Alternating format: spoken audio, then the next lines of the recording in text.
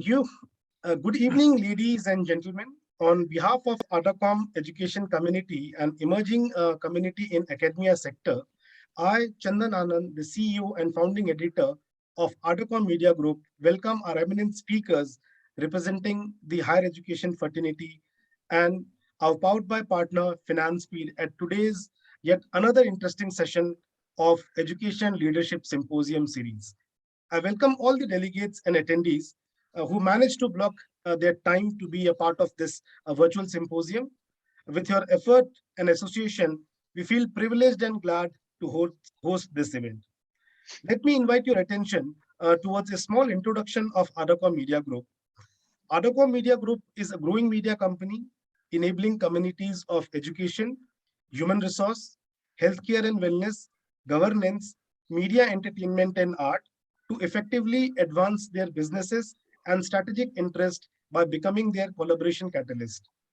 Our passion is to co-create, co-learn, and collaborate for innovation and social digital transformation. ADO means passion, zeal, and COM stands for community and communication. Our 5 core values are aspiration, reimagination, digitalization, opportunity, and readiness, abbreviated as ADO. We are a team of passionate enthusiasts who have taken an effort to co-creating positive change in the society by collaborating with community leaders like you to help co-create such knowledge-sharing platforms. We aim to become India's leading and most desirable media voice by enriching community with the ecosystem of knowledge-sharing platform, information, and news, and also opening the doors of networking and collaboration. Today is the second edition of a 3 month series of Education Leadership Symposium. In the previous session, we discussed about how can planned financing solutions and technology collaboration aid in developing a better digital infrastructure and digital campus.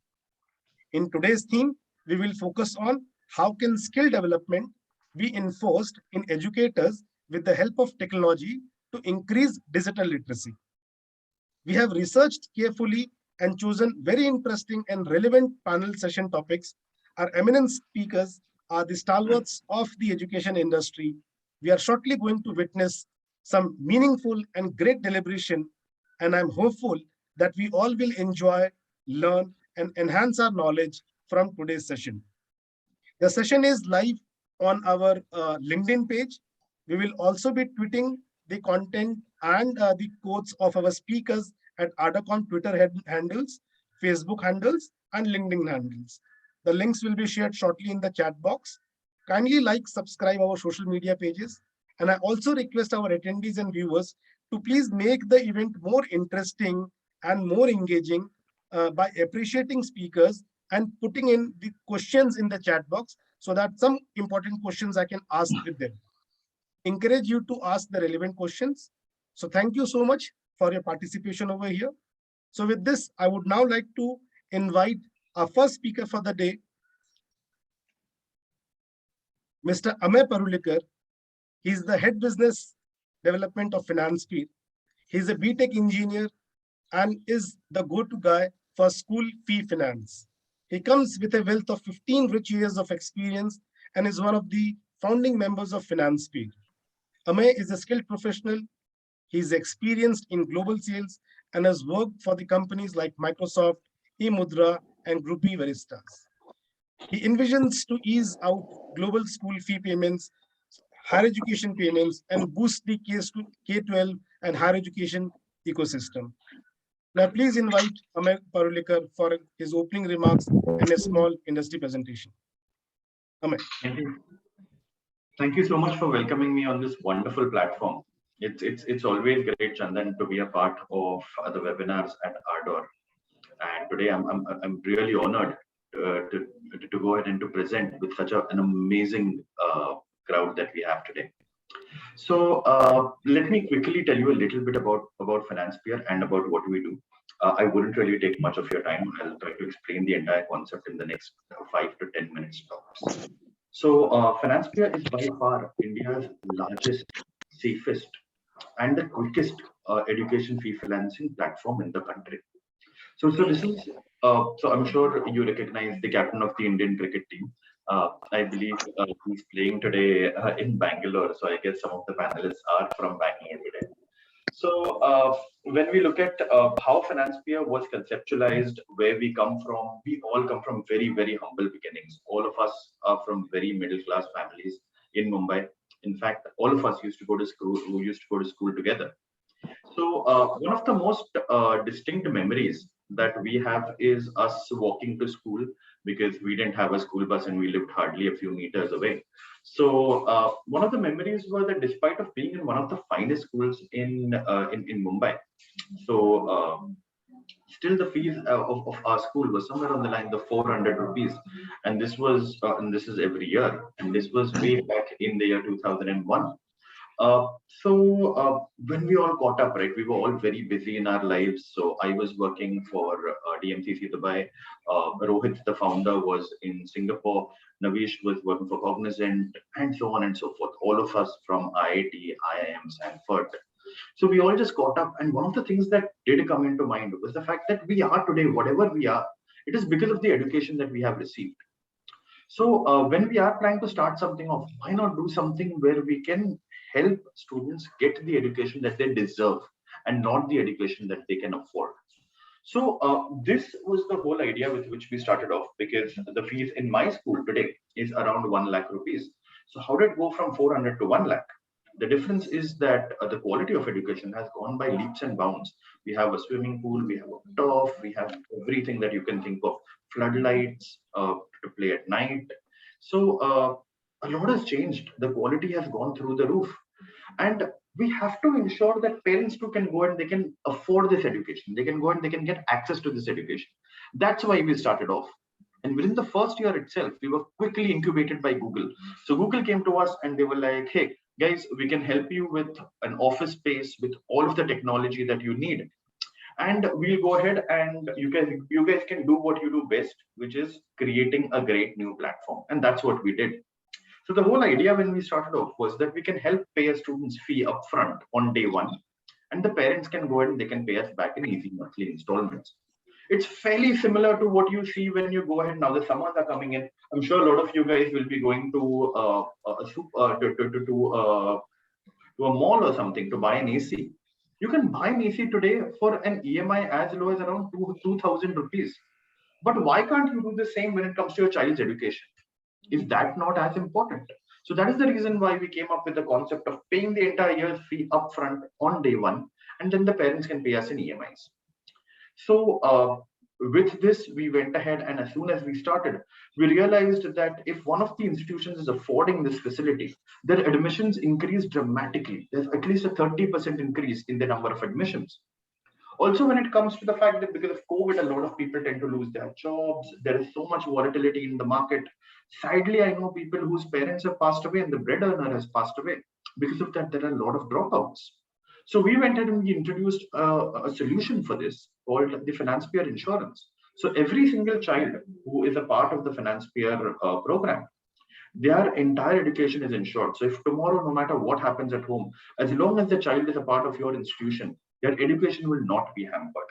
So if tomorrow, say, if there is the earning member loses their job, or if they get into an accident and they can't work for the next 1 year, or even if there's a death in the family, they don't need to worry about the child's education because we have taken care of it completely. They don't need to pay a single penny because our insurance, which is Tata, takes care of that. So what does this do? The direct financier effect is that an institution has the working capital in their hand on day one. This is not just for the admission fee. This is for any kind of transport fee, any kind of tuitions, any kind of lab equipment, whatever a child may need. That entire fee can come in together and they can be paid through Financier. But I'm sure a lot of people are offering similar solutions. But it's not just about really signing a document, which is something that we observe very well. The entire signing process, the working with another NBFC is of no use if you're not getting good service and if you're not getting good support. That is the reason why we have 24/7 dedicated support for all of our clients. So even if you have a problem where you want to have, say, maybe you want an urgent PTI, and for that you want to go ahead and you want to set something up, we can go ahead, we can help design brochures for you, we can give you all of the information we need. In case if you need someone to come to the campus, sit with a standee and explain it to the parents, we can do all of that for no extra money. Along with this, we ensure that when we are working with any of the institutions, we are doing a lot of PR where we tell the entire ecosystem that, hey, this university has taken this additional effort to ensure that the parents are able to pay the fees during such difficult times. So we ensure that there is good PR going in the market, and there is talk about the great work that you're doing to help the parents and the students alike. Along with this, because we are incubated by Google, we also have a strategic partnership with Apple. So if any of the students, if the faculty, if the teachers, anybody needs a device, we can help finance that as well for no extra charge. So there will not be any additional costs over and above whatever is the cost of the product. And that's not it. The cost of the product will be cheaper than what they get at Amazon, simply because of our educational program, which we run with Apple and Google. Also, when the students are going ahead and they're going and making the fee payment, right, we do give them at least 10% of the fee as cashback, which they can use to learn online. That is something that I'd love to talk about a little later. Along with that, we ensure that we do give away an LMS and ERP solution to universities, to colleges, to ensure that they can manage a lot better. So at the moment, we have around 11,000 institutions that we are working with, and we have 2 million students today who pay their fees through FinancePay. Along with that, we have access in almost 100 cities across the country. It's not like we are only catering to tier 1 institutions. We work with tier 2, tier 3 as well. As long as the idea is providing good education to a student, FinancePay is always there. I'd like to hand over the dais back to Chandan. Thank you so much for giving me this time, and I hope to hear a lot from the rest of the participants. Thank you. Yes, thanks, Amay. In fact, it's very interesting. Every time I hear you, I try to get something new to know more about what FinancePay. In fact, that's the beauty about an organization. So what you have achieved, you're not considering that as your milestone. You keep on reforming, you keep on adding more freebies to it, so that that benefits could be passed on to your end user. Let it be a academic institutions, or let it be a end user, a student who is using your platform. And the freebies which you just announced, or you just was trying to explain that these freebies are helping to enhance the students in terms of buying some tech solution projects, products or gadgets. And the way you are, yeah. So it's just not only saving their fee. It is you're also in sometimes guiding them financially. Use this saved money into a proper channel or a proper direction, which will ultimately help you to learn more and better. And it's not only in the fee payment, it's also about the LMS and the ERP solution, which are so amazing stuff. We need to get in touch with you in person to understand more a bit about it, so that we get a more personalized, approach to your product. Well, thank you so much for setting that all tone to understand that now this is going to be a mix of industry and academia blend. So whereas the industry part of it will be throwing some of the inputs, and we will be having a deeper and insight knowledge from our eminent speakers over here. So thank you so much, Amay. So with this, guys, we are now moving towards the main, the panel discussion for the day, and for whom you people are so excited to hear what these stalwarts are, having in their kitties to help us understand about more of the skill knowledge, more of the digital knowledge, and how the skill and is helping into the digital literacy part of it. So the theme of the event which we have decided is how can skill development be enforced in educators with the help of technologies to increase the digital literacy. An eminent panel with us for this panel is Professor Raghubir Singhji. He is the Vice Chancellor from Tirthankar Mahavir University from Moradabad. I welcome you, sir, in today's forum. So Thank you. Professor Raghubir Singhji, he is a large multidisciplinary university. He represents Tirthankar Mahavir University. He has been in the management education for almost last 27 years. And in a very senior positions, he has been served or represented the institutions like Manipal University, Jaipur, BITS Pilani, Modi Institute of Management, University of Petroleum and Energy Studies, IILM Jaipur, Indian Society for Technical Education, JK Business School, and his areas of interest has been strategic management, international business management, research methodology, business environment and human resource management. And I'm also happy to share with that he has published many books and research papers in national and international journals. He has been a member of many important and professional bodies like IMA, ISTD, ISTE, and AIMS International. I welcome you on board, Raghuveer sir. Thank you so much. Thank you. Thank you so much, Anand. A wonderful Our topic. next panel speaker is Dr. Devashi Sanji. He is the director of Great Lakes Institute of Management, Gurgaon, one of the premier B schools of the country. In his capacity as director, he spearheads the holistic growth of Great Lakes, Gurgaon, and also drives the school's efforts towards establishing it an internationally recognized center of excellence for contemporary management education and research. Prior to joining Great Lakes, Gurgaon, he was the Vice Provost Management and Dean School of Business Management at Narsimoni Institute for around 8 years, where he contributed significantly in launching new programs, leading initiatives for receiving international accreditations such as AMBA and AACSB. It is an honor to have you, Dr. Devashi, at today's forum. Welcome. Thank you so much. Thank you. Thank you. Thank you. Our next panel speaker is Professor Dr. Ek Bakshiji. He is a founder vice chancellor of PDM University. He was executive director of Tertiary Education Committee, Mauritius. Professor Bakshi is also the chairman of Center of E-Learning as well as chairman of Guru Angad Dev Teaching Learning Center, a center of MHRD, Government of India. He was also the chairman of Content Advisory Committee for Chemistry of Shakshat Portal of MHRD, which was launched on 30th October 2006 by the then President of India, Dr. APJ Abdul Kalam. A double gold medalist of Delhi University. He has been a visiting scientist at Tata Institute of Fundamental Research, Mumbai, and Institute of Science, Bengaluru. Professor Bakshi has been a recipient of several awards and accolades and academic honors.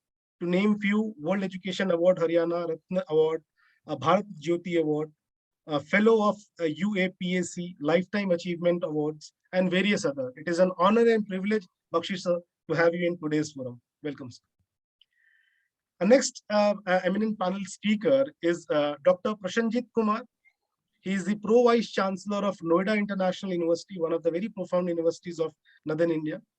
He has more than 23 years of rich experience in academic administration, developing and maintaining high standards in imparting higher education and training, developing regulations and guidelines for governance of the organization, coordinate the process and approvals, appreciation and accreditations for various statutory bodies with a unique leadership style that creates positive environment and brings out the best in the team for achieving organizational goals. We are pleased and happy to have you, sir, in today's forum, Dr. Prashanjit. I move ahead to introduce our next eminent speaker for the day, Dr. Madhur Gupta. She is the director of St. Francis Business School and Dean of St. Xavier's College, holds a doctorate degree in education psychology and master's in psychology, MBA in HR and marketing, master's in English literature, master's in education, CIG, and BL Ed.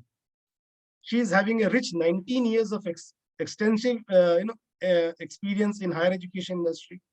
She has been instrumental in the development of many institutions like B Tech University, Dubai, St. Xavier's Senior School, MCT College of Education, Mother Teresa College, BTL Institute of Technology, ISME, and many more.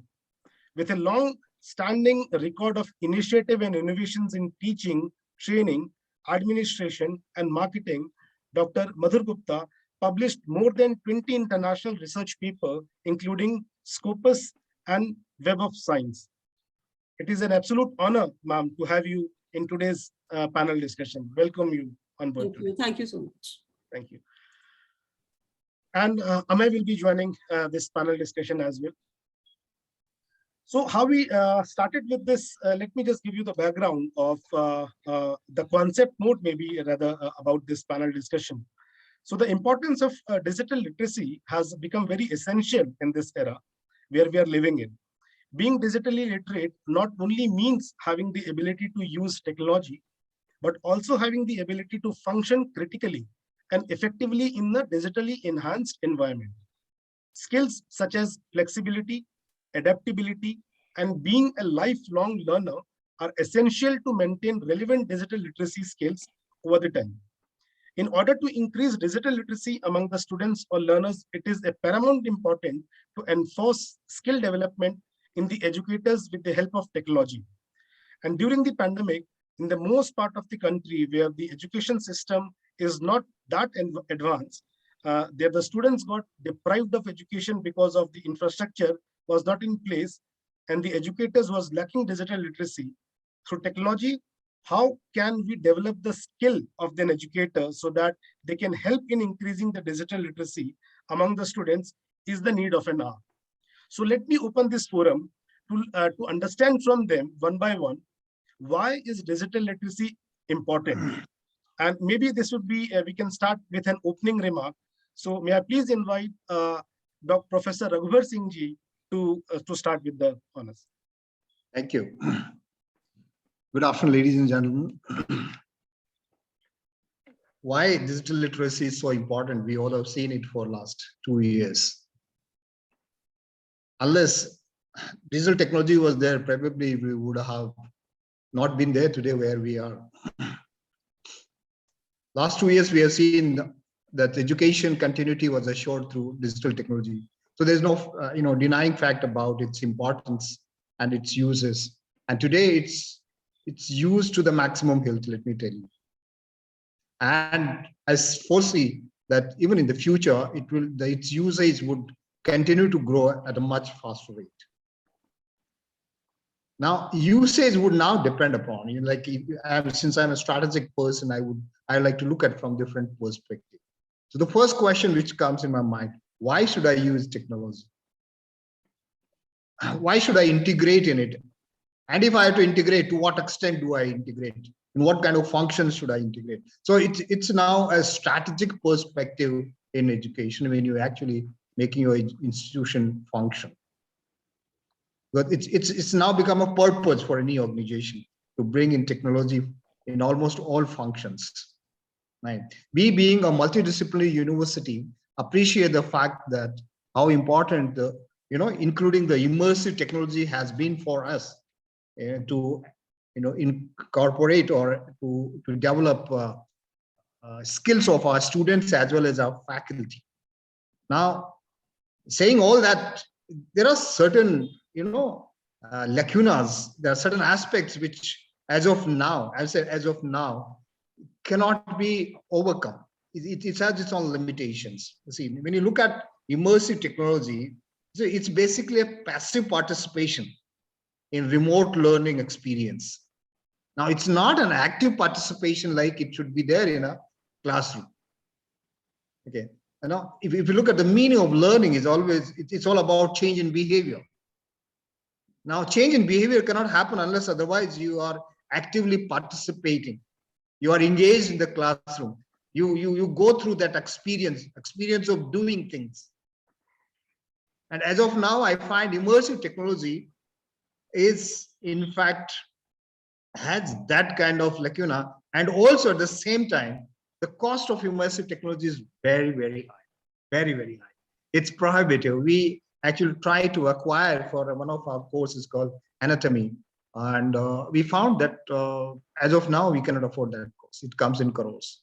But I'm sure that the next 4 or 5 years would be quite exciting, because none of us imagined 2 years back that almost 100% of the faculty members would be enforced to develop digital expertise.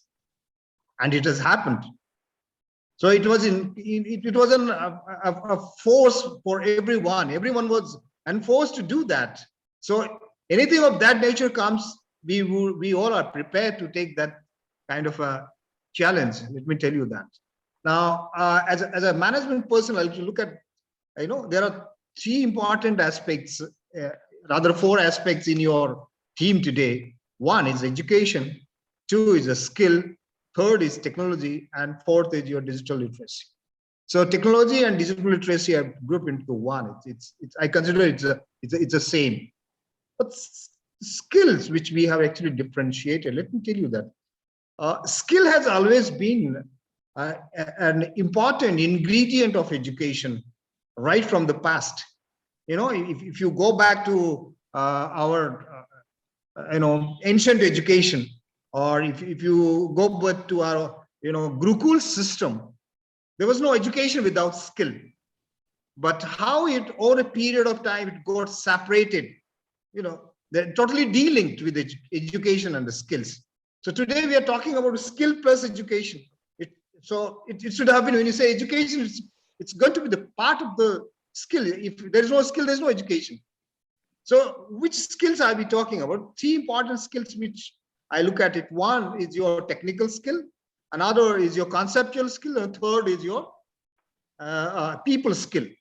So depending upon the level at which you are, or the kinds of roles and responsibility you have in organizations, the requirement of these skills will continue to vary. But when you're preparing the students for an entry level, there is going to be a lot of emphasis on technical skill and your people skill.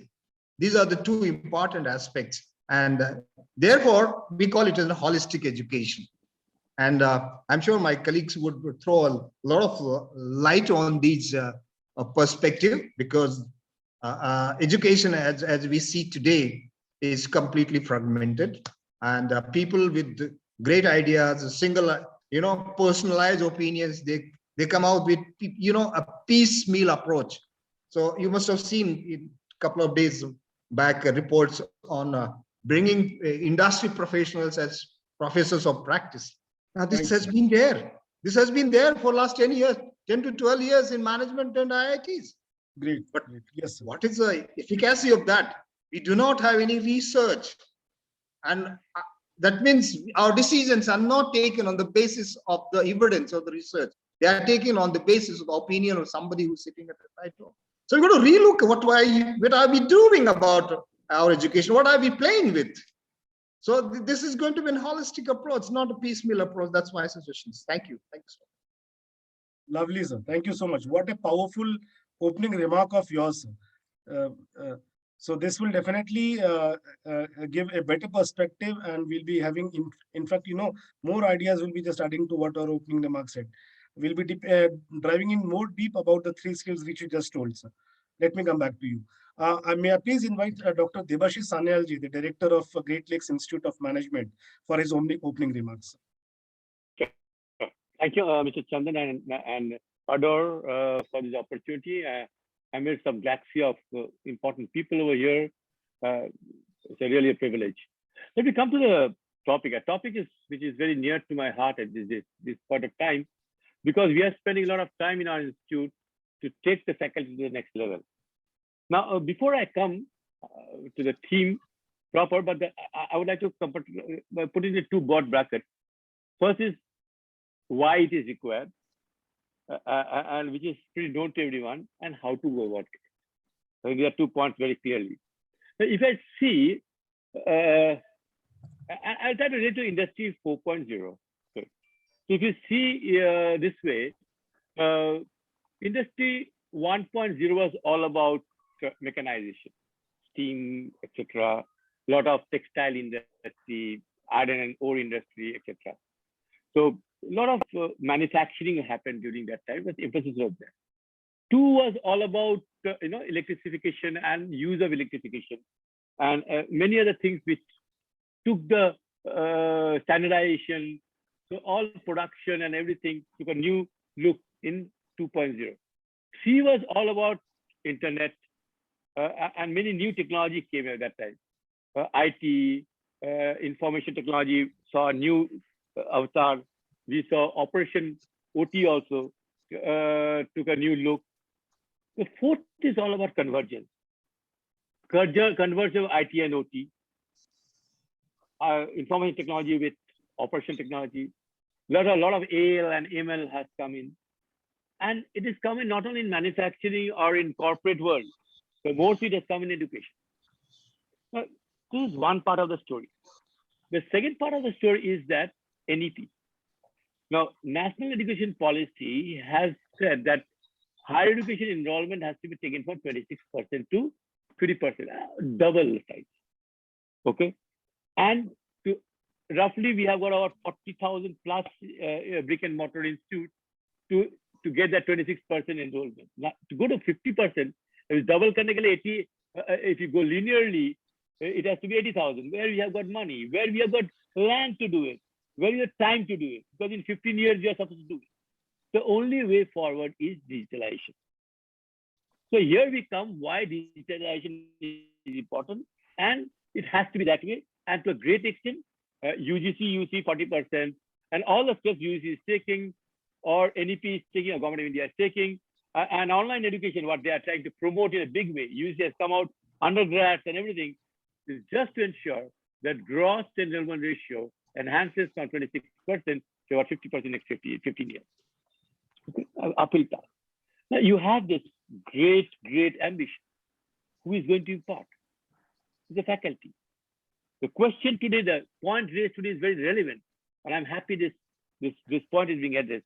Who will impart the education? It has to be the faculty, the teachers, undergraduate or school teachers, whatever it is. So it goes without saying that we have to train them. And the best interesting part is that training can be digitalized, the most important part. And we do it already. When we get stuck up today, limited ways, if you get stuck up anything, let me tell you, about a couple of years back, 3-4 years back, when I get stuck up, I used to talk to my daughter. Hey, I know I'm not very IT savvy. How I to do it? Tell me my internet is having this problem, or my phone is having this problem. What if she got fed up? I said, you know internet, everything. Why don't you go to YouTube? They tell you everything what to do. Any damn thing you get stuck up, you YouTube. And then I found, yeah, YouTube is so successful. So I go and learn from the YouTube, and most of us do it now. The only problem with YouTube is that if you're stuck, you cannot ask the question immediately. They're not synchronized in the proper way. Now what is happening? After 2010, 8 to 10, that time, all this online education came in a big way. It was not very successful, you know. MIT, Harvard, Coursera, everything came. But why it didn't happen, you know? There's no connect. And not much of experimentation happened. Knowledge was imparted and no one had to pay, so there was no pool also. The things have changed. But this phase, especially after the COVID and during COVID, I see a lot of what is called experimentation going on. And I can tell you, these are not far away, that faculty, teachers, students will, and faculty will understand that their utility is getting marginalized if they don't learn. The mothers in the house have understood that if they don't know how to cook pizzas, the old mothers, the students will, the children will get pizzas from Pizza Hut. So mothers of India nowadays have started learning. Old mothers know how to make so good pizzas at home. So also teachers will understand, they will get redundant, irrelevant if they don't know how to use digitally.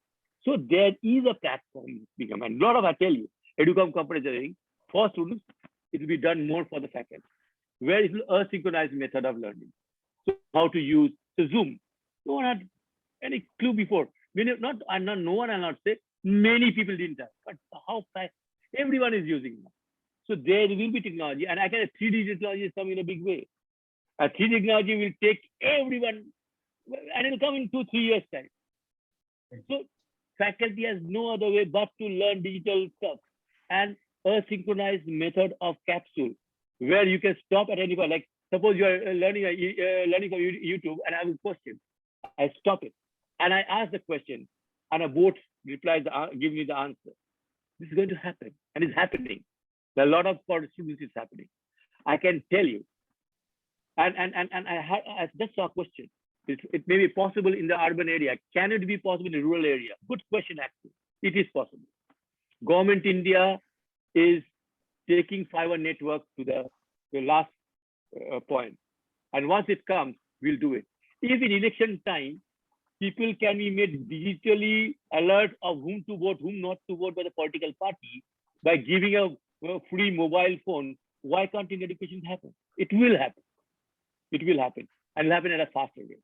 So I can see, I'll just stop away with the initial remarks, that teaching or skilling teachers or knowledge providers will happen in a faster rate, with more so with a synchronized method of teaching and also synchronized method of teaching, and the teachers will learn. I can tell you. We'll have to let today's mothers, old mothers, grandmas today are also know how to cook modern food, burger and all. Correct. Who thought it'll happen? Well said. There's Sir. a pool for it. Yes. Took out some very important and valid points. So the way you started that, what is required and how to do about it, and with the examples which you said about experimentation and opportunities have definitely increased during these unprecedented times. And the synchronized method of teaching should be given emphasis. I totally vouch on that. So with this, now let me also invite the quotes or the remarks from Dr. Prasanjit Kumar. He is the Pro Vice Chancellor of Noida International University. So your opening remarks to this continued discussion, sir.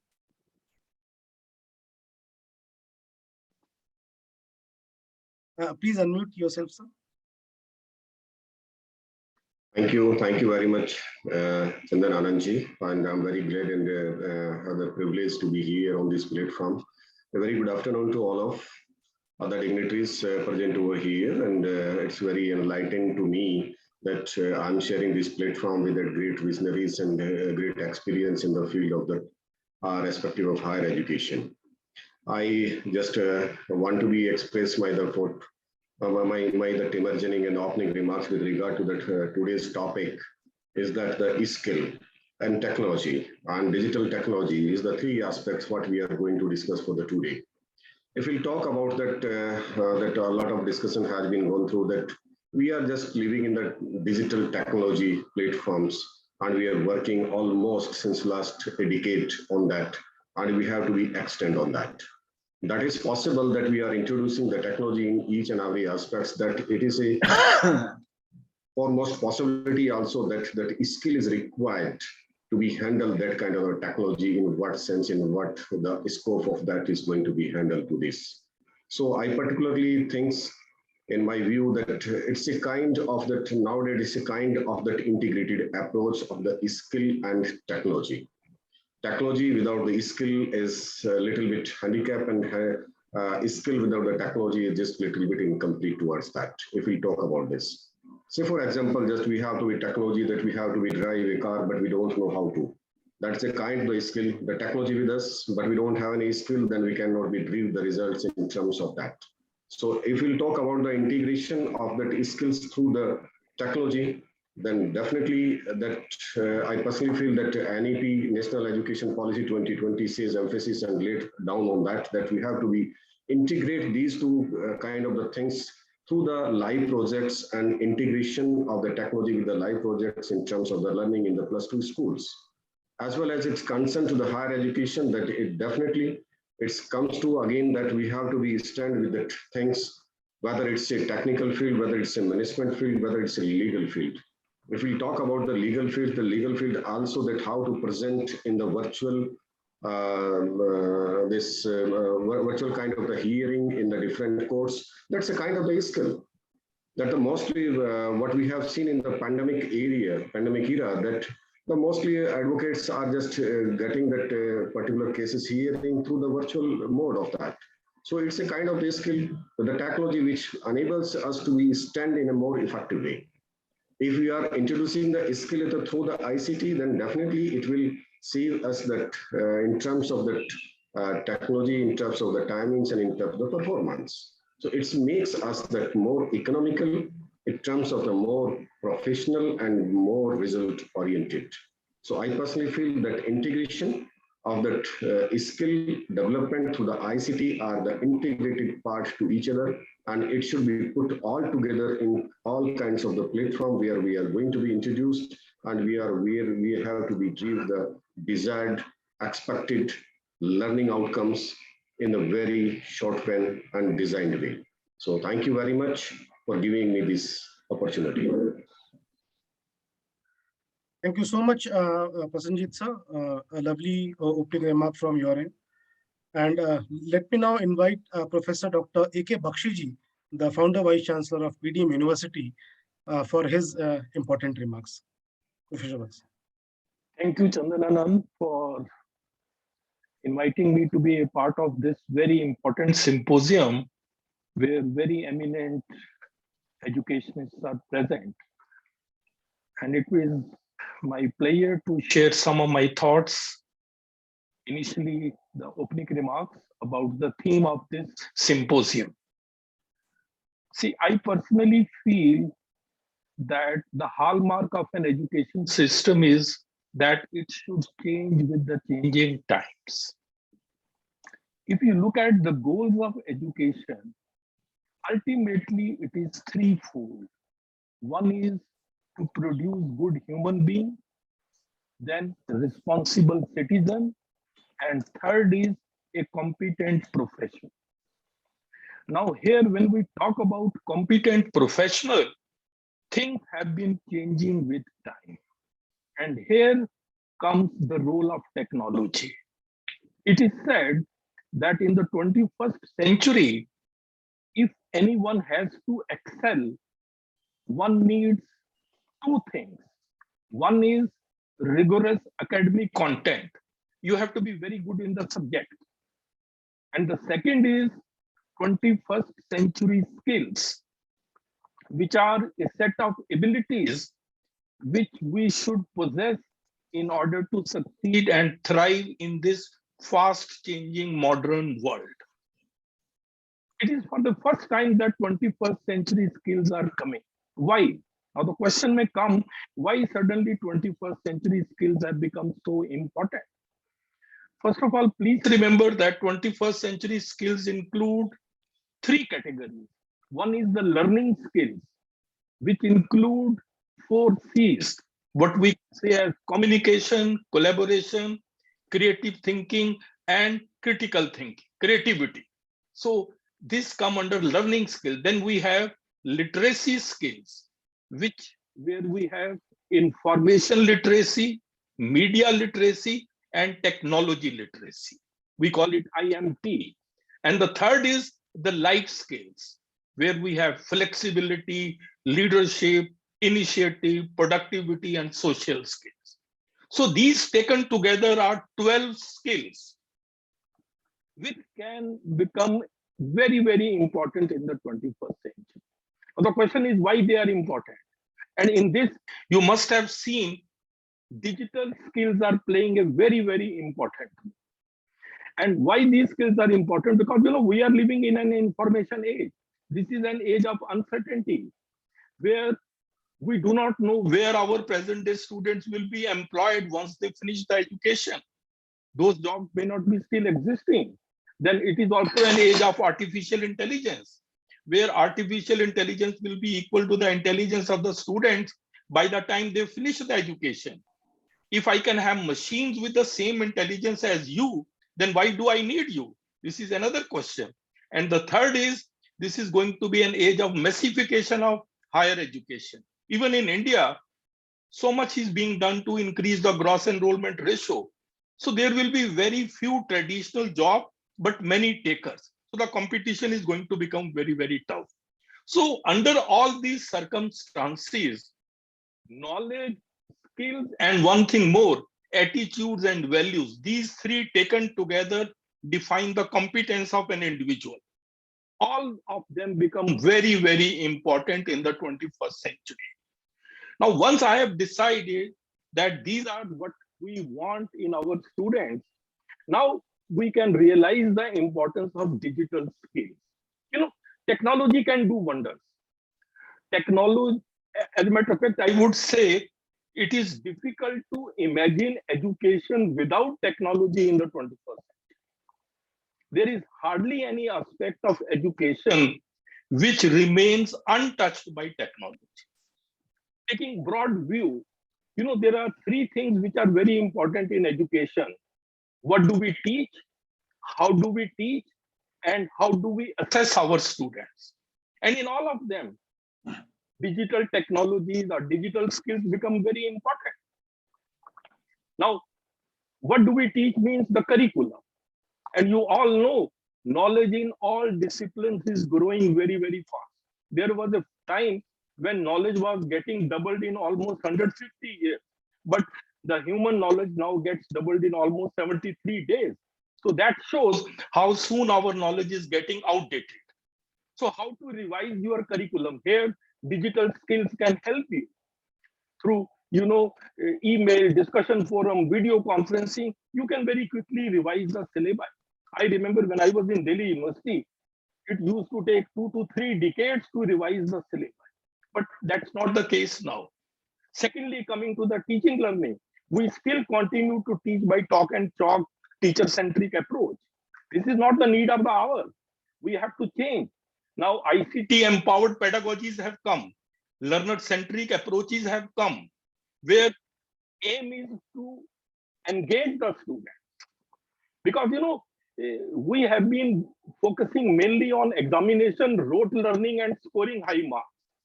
Our teaching learning has never focused on encouraging thinking, innovation, and creativity. That is why there is a crisis of creativity in Indian education system. We have to come out of that. As a scientist, I feel no Indian scientist working in India has been able to get a Nobel Prize since 1930. 90 years have passed. Why? So one has to really think. So here also digital skills can play a very important role. And thirdly, assessment. Assessment, it is said assessment drives learning. So assessment should not be merely knowledge-based, it should be competency-based. But then who will devise such questions which test competency? Here also teachers need to be empowered. Here also technology can help. We have to take into account the Bloom's taxonomy, and we need to focus on higher order thinking skills, which unfortunately are missing in our education system. That is why we are in a state where we are. There is a report, NASA report, which is very interesting. What it says, 98% of the kids who enter kindergarten, they think different. But by the time they finish the education and at the age of 25, when they come out of the education system, 98% of them think alike. So this is what our education system is doing. We are, striping them of their ability to think on their own. Out-of-box thinking is missing. Critical thinking is missing. And here all, technology is only an enabler. It cannot do anything. It has to do as per our vision. We have to use it accordingly. It can save time. It can make you work smarter. All those things, but then you should know how to use it. That's what I would say in the initial remarks, and maybe later on I will talk more. Thank you very much. Some very great and important points, Bakshi sir, with your expertise as being a scientist came at the forum. It was different from the rest of the panelists which they told, because here you are giving an impression and just technology can just be enabler, but definitely skills are definitely required. How we are imparting those skills in an easy manner. First of all, an educator has to be that much skilled, so that whatever technology, whatever whatever sources he is using in imparting that knowledge or teaching methodology for a student, is it the right and appropriate manner or not? What I'm teaching is just to fill the gap of that 1 hour, or is that 1 hour of my lecture has given a fruitful result, so that every student who is listening him virtually or maybe in a hybrid platform, is he able to get what I said? So critical thinking is very much important. I definitely agree to you, sir. And assessment, thinking out of the box, it is a very common word or a statement, but very deep depth, meaning to it. Every time it is very easy to say that, yeah, think out of the box, out of the box. सोचते बहुत कम है sir. बहुत, it is a need of an hour. We should start doing it right now. Actually, Thank you you know, so much. these Yeah, habits should be nurtured from school days onwards. right, right. This cannot be built in one day. It should become a habit to think out of the box. So We with this, don't I need. would also add a word to this. Discipline is equally important, sir. Discipline आने से then everything will be in place. मतलब the time he wakes up, the time his fooding habit, his study habits, and some of the important factors. So that should be, and very well said, sir. I would get back to you to discuss more in depth about this. Let me now invite the important notes from Dr. Madhur Gupta ji. She is the director of St. Xavier's College. Ma'am, you've been listening of all these eminent panels. I would like to understand your views with your opening remarks. Thank you, Chandan. A very warm good evening to all the learned panelists as well as the participants. So I'll be making it very short and crisp because most of the things have been already covered by my fellow speakers. So for me, digital literacy, it's a skill which allows us or anyone to find, use and create good information online in a productive and very useful manner. So certain things over here, so it has to be productive. It is something creative and it is useful for the learner. And why it's required, it helps educators create blending learning environment. And we know why it is required. And the example is our live symposium. It is an example. A lot of people are connected with us. They are learning from us. They are listening to us and we are discussing. So in that environment, which makes in a harmony, which makes learning relevant to students and, they can use it in their lives in an application based in that era. So this is something, the meaning of digital literacy as well as, how we required. So this is as simple as that. Thank you so much. Thank you, ma'am, for your short and yet very important opening remarks to it. So with this, I would now like the forum open for in-depth discussion about, how about if I ask Dr. Professor Raghuveer Sanji, how can technology be used to enhance teaching and learning? I myself is an engineer. And I always been an opinion of that. Let's not be slave to the technology, slave the technology. And I have been of this opinion for a long time and continue to be of so. Technology must be an enabler, right? However, great technology you might have, unless there is, technique, tool, as faculty uses in the classroom for involving student actively, no technology can help us. So when I talk about two important things for a faculty. One, learn the science of learning. There is a perfect science of learning. There has been many tools developed right from what to teach. That means what is the basis of developing a curriculum? A lot of people say, let's have, updated technology curriculum. I said, why? Why you want to have that? Answer that why first. Having put that curriculum based upon your specific requirement, now how do I deliver in the classroom? That is where your all tools, techniques, technology actually come together. So make the technology enabler, and in a class of an hour or 1.5 hours, you see, I've been through an experience of Russian classrooms. They spend about 2 to 3 hours in one class. It's so funny to have 45 minutes classes. I don't know what one can learn in 45 minutes. And it's been going on for ages in our country. 45 minutes, an hour classroom. You can't learn, let me tell you, in 1 hour. Yes. You can deliver lectures. You can deliver content. You can tell students, but telling is not learning. we got to understand that let's stop being a sage on the stage.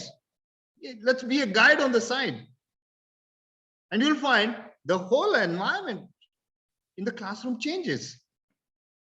Very, very. Every 10 to 12 minutes, the way you deliver your lecture in the classroom. Why? Because, there is a science. Dale's Corn tells you that every individual learns in a different way.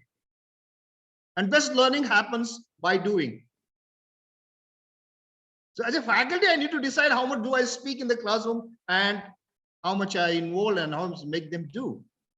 And unfortunately, since it is all about faculty, enforcing faculty to learn skill, the government and all of us have failed in training our faculty. See, at the graduate or postgraduate level, you don't even send a faculty for 2 hours of training, whereas at a school and a middle level or a lower level, you do it for 2 years. Why? Not many of us actually knew before we entered in the class how to actually develop a student handout. How do I prepare my lecture? How do I plan my lecture? What methods do I use and why should I use that? Yeah, when I was teaching, MBAs, they told me you have to use case. I said, yes, I'll use. So what I'll do is the case became a composition. It took 10 to 12 years organically for me to learn how to deal with the case. And of course, then a couple of workshops from great people who are using cases. That is my plight as a teacher. What can I deliver in my classroom? So the government has to come with a massive investment on this one aspect. Bringing your GR to 50%. This question, why should we have GR 50%? Just because to increase literacy? How is it going to help the nation? Where is the quality? You don't have people who can actually develop the skills of others because we ourselves didn't have those skills. It's now that I took over as a vice chancellor, started learning what education is actually meaning. What is education is all about? Because it gave me a broader perspective, cross-disciplinary understanding. And that gave me an interest how education must be. The meaning of education is not known. Many of us don't know where the education term came from. People say it came from Latin word and its meaning is educere or educare, wherein you mold or train a student and bring his potential. And by giving a content, you don't do any of this. So there are a lot of questions which are unanswered, and where those questions for which there are no answers, the government and the people like us are responsible. There was a debate a couple of months back. I said, training the faculty is very, very important. You got to invest a lot of, whether institutions or the government. A friend of mine, senior person, said, no, everyone should develop organically. Means they should develop their own self. I said, it might take 20 years.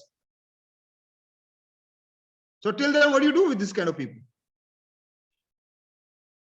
So there are a lot of issues which actually has to be learned to be dealt with comprehensively. I deal with this issue of one, bringing corporate experience in the class. My question is why? What is that you want?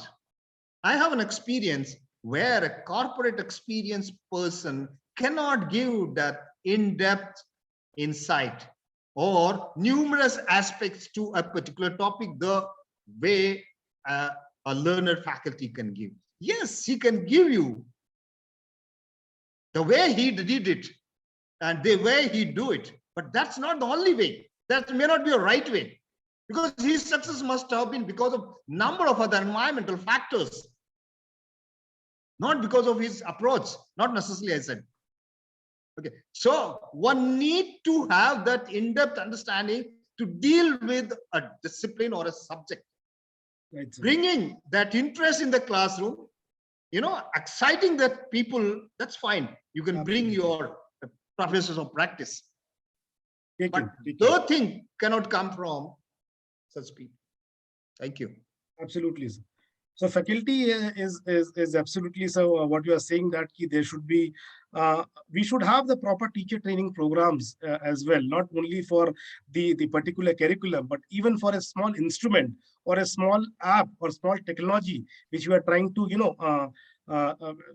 trying to implement in our classes, or maybe I'll come back to you to discuss in depth later. So let me invite the inputs from Dr. Devashi Sanji. So if I ask you, how does technology enhance the professional skills of an educator? Significantly. It's not how everything. Now, I knew a faculty who was teaching research methodology a few years back, and he found that SPSS is fine, but I have to know also R. How to learn R? You can go to a training session and learn it, or you can learn through technology. The sessions which are available, you can just Coursera or something like that. You're using technology to learn it. So it is. I agree to a lot of points with Professor Raghuveer Singh has said, Vice Chancellor. The thought of point which is interesting, which I may like to differ and discuss some other forum, because I have got some other points on that. Because his points on 3 hours of class.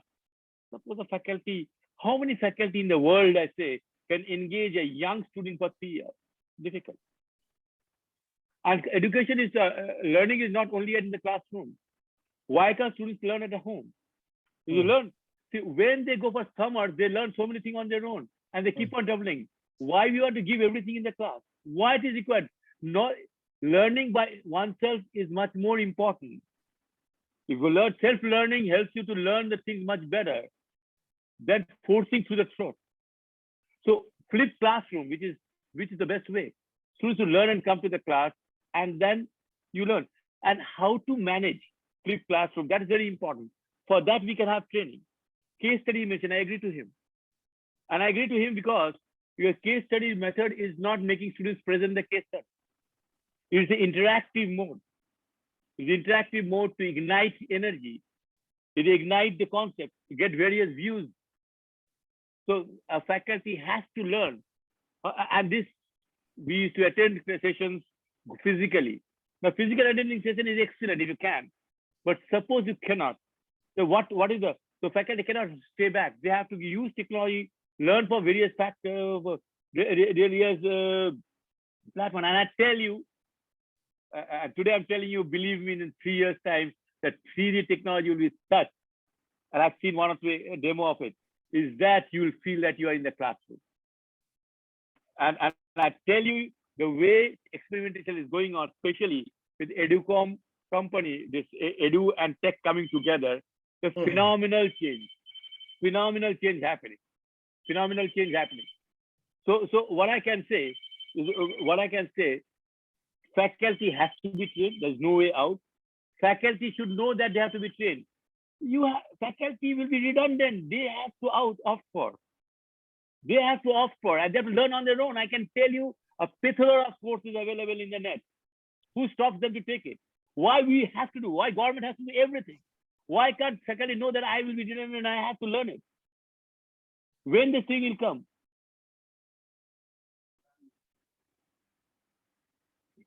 So this is one of the most important things one has to understand that. And I'm confident about that these things will happen. If you don't, there is a pull, it cannot be a push always. A conference में आके सोते हैं आदमी लोग, वो भेज के क्या होगा? If you don't want to learn, if faculty don't want to learn, they'll be finished. And these are very fast. And with digitalized coming in, no one cares about your, and government is allowing faculty from other credit course transfer, credit banks. What is this? It don't happen. My faculty done it. Go ahead to it. I'll take from other school. Where the faculty is going to do it? What is this? The shortage of faculty will go away. So much hype banka ke rakha hai. Faculty, if you are becoming a Kala Pila taxi, it is your job to, you have to come and learn yourself. Faculty, and today in my institute, I'm so gifted in Great Lakes of Guru, because it's a technology-driven institute. It is the first one to bring the AI and specialization and math. So my faculty first tells me everything. I want to learn this. I want to learn this. The problem is that I have to organize fund for this. That's what it is. And faculty sooner than later, if some may not like my words, it is their need to learn. And I can tell you, you can learn without money. If what has become cheap in this world is knowledge, with a 1,000 rupees internet connection, per month, high speed, you can get plethora of knowledge. It's your need to learn. It's just infrastructure which the government is producing. Infrastructure, government has to produce the last line of fiber network. All this government has to spend on. And thereafter, there has to be pull to learn. Then otherwise you will be Caterpillar taxi and nothing else. Redundant. That's what my word is. Sorry, I have to take a break. My phone call is coming. I have to go for another meeting. So my driver is ringing me. Sir, I have a meeting here. Yeah. Devashi, so you're going, sir? Should I put one more question to you? Yeah, sure. Based on the lines, आपने जैसे बताया सही, faculty should be an enabler. The way skill is an enabler, or digital literacy, or maybe technology is an enabler, which Professor Bakshi said, and which Professor Raghviji also said. Sir, interest faculty में कैसे create किया जाए? A very simple question. मतलब सबको समझ में आ रहा है. What strategy we should we should implement in the strategies which we implement for the students, that they should create interest in learning. How should we create interest to be an technology enabler faculty for the educator or for the teachers? I'll go back to curriculum again. Now tomorrow, a week back, I sat with one of my accounting faculty. I asked, ma'am, what you're going to have in next year's curriculum. She said, sir, what new you are going to have? Just tell me. Then I told him, tomorrow's manager is not dependent on your debit credit concept. Tomorrow's manager will be using blockchain. Do you have that part in there? You don't have to teach everything. You need not teach everything. You only take 4 sections of it. If you are good, you teach. Otherwise, get an industry expert. Here, again, you need an industry expert just to teach for 2 sessions on blockchain. How to use, what is blockchain, they may know. How to use blockchain decision making or auditing purpose. So you have to create, the institute has to revisit what they're teaching again and again. Flexibility has been given by a national education policy. So you have to, as an institute, you have to create that environment. The institute has to create the environment of asking such an environment that faculty will feel redundant if they are not able to do it. When a student start asking questions which are relevant, technology driven, marketing code, we are seeing 4 Ps over the years of time. This year, our faculty is going to use at least 3 to 4 sessions on how to use technology, AI in decision making, marketing decision making. Now, if maybe the first 2 years he will not teach or she will not teach. Industry guy will come and teach, but then he will also learn. Now, why I'm sending, and I give. It is like they're doing the class. I give credit for those hours when he sits in the class. In addition to paying the external faculty if they want to, I give credit hours to them. Their points are taken into consideration. Why? Because they're learning. You have to create. So you have to external advisory board of people from the academia, from industry, and your alums. Very important is alums. Alums know what redundant you are. Let us speak out. Alum who has passed from graduated about 8 years back, he knows that these are not record courses because you know what courses I'm touching. I give an example with that, I'll stop. In one of my advisory committee was a lady who was heading the marketing of Cadbury. She said that he sees that I am a graduate. And she told me, while we are doing what next to do advisory committee, you tell us in marketing what we should take. I said, I don't know what you're going to take, but I can give you an example. I went to my alma mater for a training program of a very high level, which was sponsored by my company. And I saw her there, and I got the same teacher who taught me one of the sessions. He's teaching. I was so glad. He was a fantastic teacher. When I got the case study, I said, same case study what he taught me. 20 years back is with me again. I thought she may be having something new to talk, to connect the old, what he has taught with the new generation. I think he taught the same thing. Right. So where we are, if you are doing that, you have that. She came back and she has not, she's saying to everyone, I said, no one will go for this course. So you are getting redundant. So you understand, you have to create an atmosphere where you understand I tell you, peer effect is the best effect. Peer time effect, peer-to-peer learning, peer-to-peer. The biggest, toughest job of a university vice chancellor, and I can understand, I've been director of it, is to create an environment where there is learning from each other, where people understand the need of the hours, and there's a push or a pull to say that I want to learn this. And many institutes doing it, and those institutes doing it will be thrive in the world to come. Great. I hope I could understand. Yes, absolutely, sir. Thank you so much. Bang on. Yeah. So, Devashi sir, you may take an excuse. Thank you so much for your thank you. valuable I didn't want to take the excuse, but I am forced because at 15, I told you 5:10, 5:15 is a meeting. I'll be late by 5 minutes. I can understand. Yes. Chalo. Yes. Okay. All the best. Yeah. Thank you, sir. Thank you so much. Thank you. Thank you for inviting me once again. Bye. Thank you, sir. Yeah. With this, now let me again invite Prashanjit ji is here.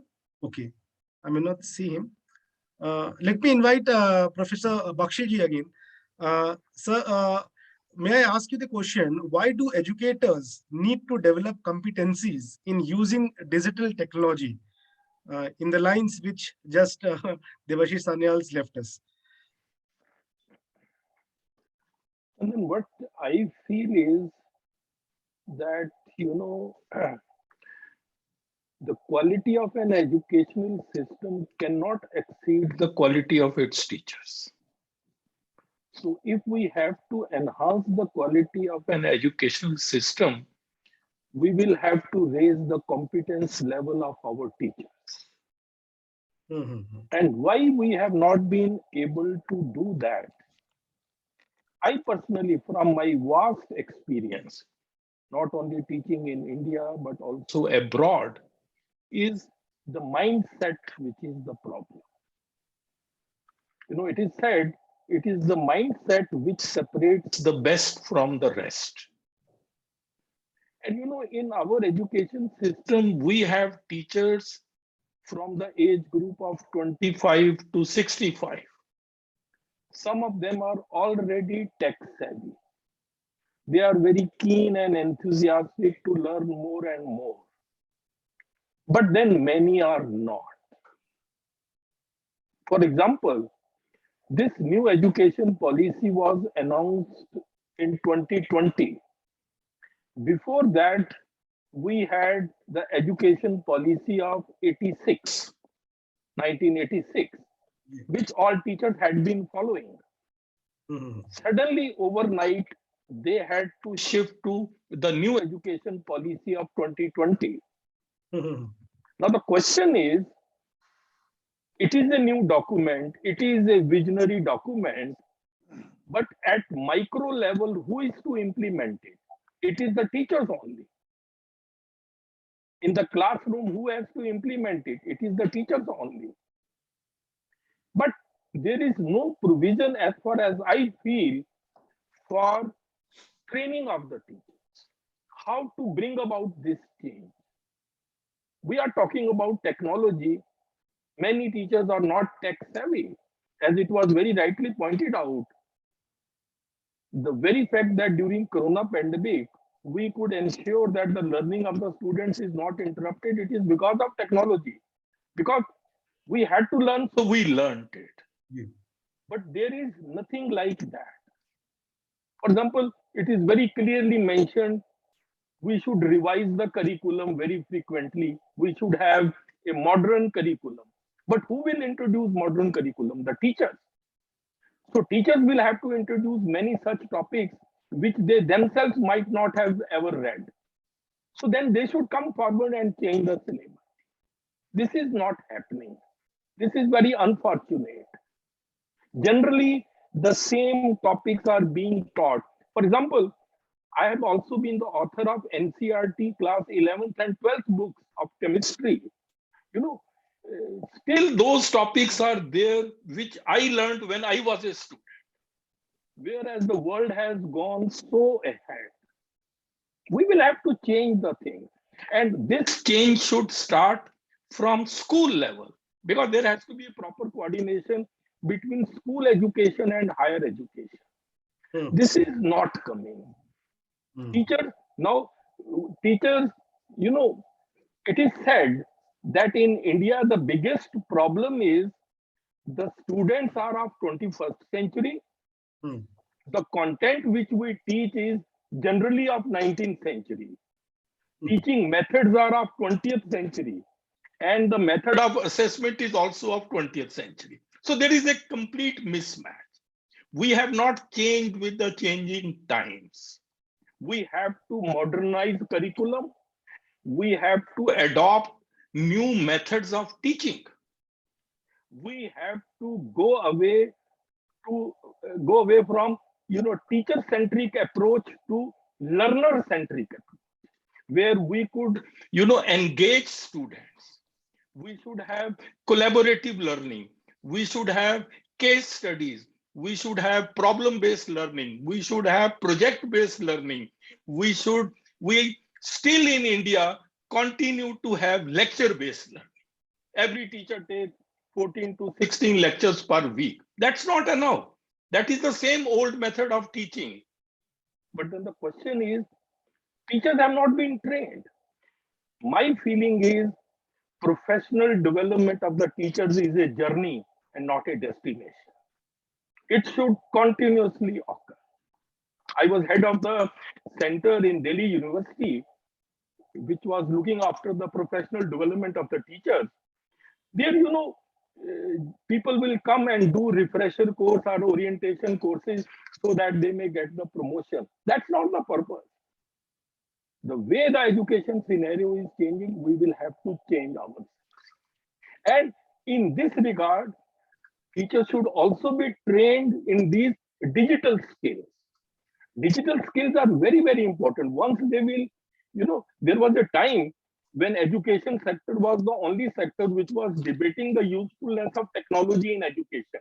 But now people have seen how important it has become. So teachers need to be trained, very regular training on different aspects of education. For example, e-learning and MOOCs are becoming very popular. But then who develops MOOCs? It is the teachers only. So teachers should know how to develop MOOCs. They should have excellent writing skills. That is missing. And lastly, one thing I would like to say, in the 21st century, roles of the teachers are going to change. Traditional roles of the teacher have been to disseminate knowledge, that is teaching learning, and to create knowledge, that is research. But now the roles are going to change. They are more like, facilitators, coach, mentors.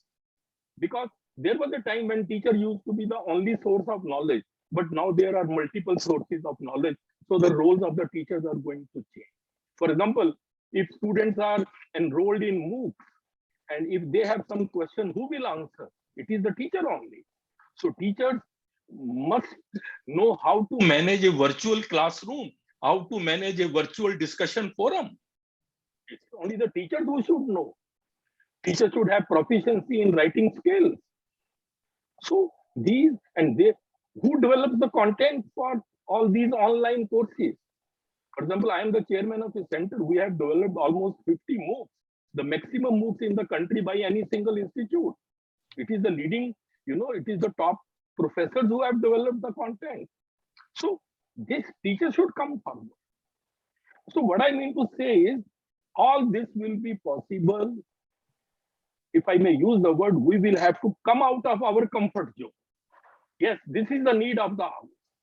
Only then we will be able to achieve. Otherwise, these things will remain only on paper. That we should have, for example, we should not know the meaning of the skills. What is creativity or what is critical thinking? That's not important.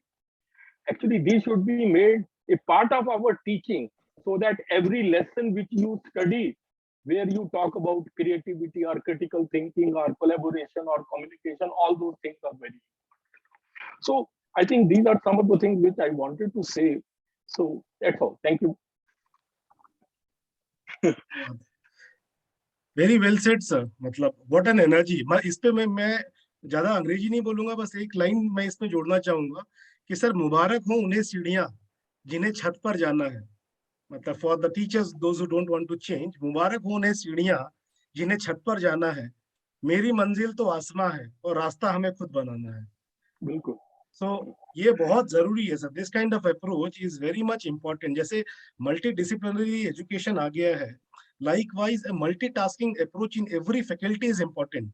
बिल्कुल. तो मुझे यही आता है, मैं यही करूंगा is not the way, but the corporate doesn't work in that way. In fact, एक छोटी सी बात और मैं कहूंगा.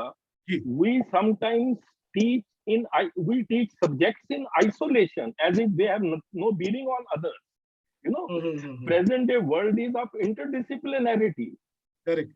For example, if I teach chemistry as if it has nothing to do with physics or biology or other. That is wrong. We should not forget that science is a systematic study of reality, and different branches of science are that part of reality. This is a man-made compartmentalization. We have to understand the linking. Look at all major research work. They are all interdisciplinary in nature. Absolutely. We tend to teach generally subjects in isolation. Can I share? Yeah, Raghuveer sir. Can I share my one experience? Please do, sir. Recently, I had an chemistry faculty's interview. So I happened to ask him, since I am a management and not a science teacher, I asked him, tell me how chemistry is related to physics. Baba, koi answer nahi hai. Okay, I said, okay. Can you relate it to electronics? Koi answer nahi hai.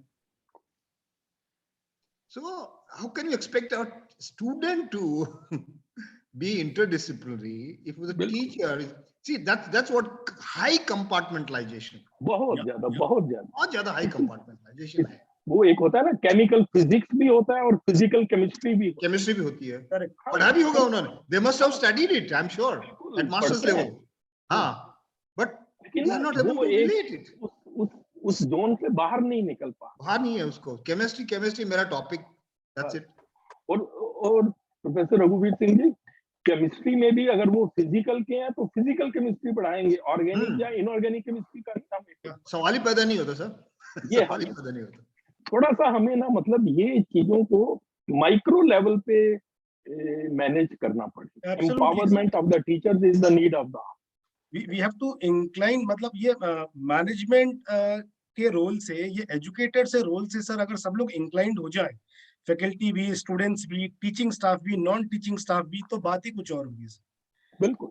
एक education से कुछ नहीं. मतलब I am surprised and happy to see. मतलब अगर मैं doctor मधुर जी को भी इंक्लूड करूं और उनकी एजुकेशन के बारे में बताऊं, तो कोई एक एजुकेशन तो उन्होंने किया नहीं है. Yeah, I read her. It's very interesting. So it's like मतलब थोड़ा सा मैं भी थक गया कि am I reading correct or am I doing some mistake in reading her degrees and what. So doctorate in education psychology, master's in psychology, MBA in HR, MBA in marketing, master in English literature. So interesting. मैं आपको master of बताता हूँ. एक interesting incident. जी, मेरे पास electrical faculty का selection है. मैंने उसको सिंपल क्वेश्चन, बेसिक क्वेश्चन क्या है इलेक्ट्रिसिटी में, resistors and inductance. I said, why an inductance is an inductance? Wow, कोई आंसर नहीं है यार. Why a resistor is a resistor? मैंने क्या पढ़ा रहे हो मेरे को?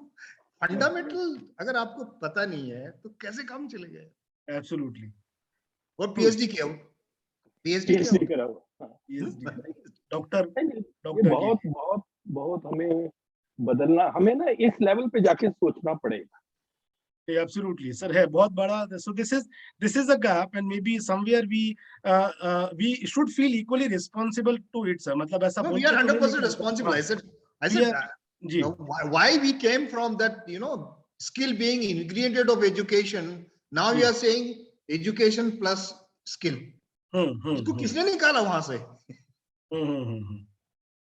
लेकिन फिश को पानी से निकालते हैं, वैसे निकाल के रख दे स्किल को. एक और प्रॉब्लम ये भी है कि हमारे टीचर्स को स्किल का मतलब तो पता है, लेकिन स्किल पढ़ाई कैसे जाए, डेवलप कैसे की जाए, they are not equipped for that. I'll again share you an experience. Okay, they We are not developed including a skills holistic into their education in our mainstream, sir. university. I'll just give So, 2 mainstream, minutes. I'll take. Yeah. Right. Sorry, sir. Holistic education is my psychomotor skills.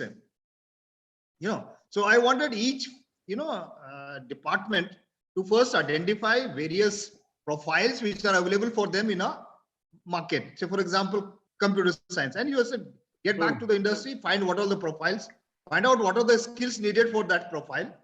Okay, now you develop what prerequisite knowledge is required, and you develop the what is called flow chart of that skill. Can you imagine? I had to have 5 sittings with them to ingrain that it is not content, Baba, it is a skill. It is doing. It is doing. My God, it's so much painful. So with this, may I please invite the inputs from Dr. Madhur Gupta. Ma'am, how can we improve digital access and digital skill development opportunities? Before that, Chandan, thank you so much for elaborating my qualifications once again, but it's not such a big deal because everyone is integrated with each other. If you want to understand one subject, you need to understand a lot of other subjects. So that was the reason I've been into so many masters. Let me come back to your subject, the question, and I'll be answering what we are doing here in St. Francis Business School and St. Xavier's College. So it's a kind of our own institutions, certain parameters which we are, through which we are helping our own educators or what we say faculty members. So it's the 7 steps what we are taking. So first of all, we have the digital literacy skill for our own faculties. We do train them well so that they can also upgrade themselves. Many of them are 2 years back, if we talk about it, is all of us, it was quite new how to get into Zoom or Google Meets or MS Teams.